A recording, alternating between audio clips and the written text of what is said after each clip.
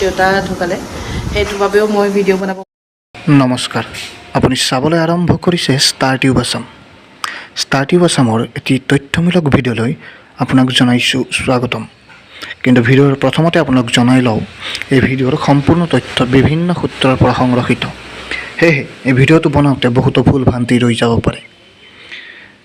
এই ভুল ভ্ৰান্তিবোৰ ক্ষমা কৰি দি ভিডিঅ'টোলৈ আগবাঢ়ো আহক।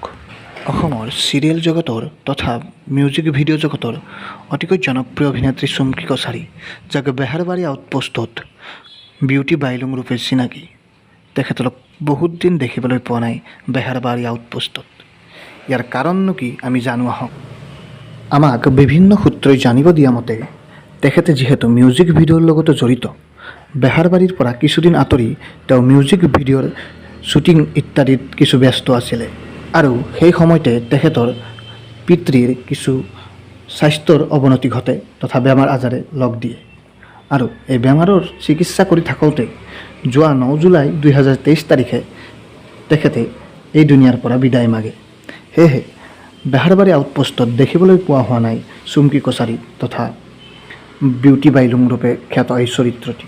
তাৰ আগতে কওঁ, আজি মানে 9 জুলাই, আজি নহয় আচলতে 9 জুলাইত মোৰ দেউতা ঢুকালে, সেইটোৰ বাবেও মই ভিডিঅ' বনাব পৰা নাছিলোঁ। তেওঁ তাতকৈ আগৰ পৰাই বহুত গা বেয়া হৈ আছিলে।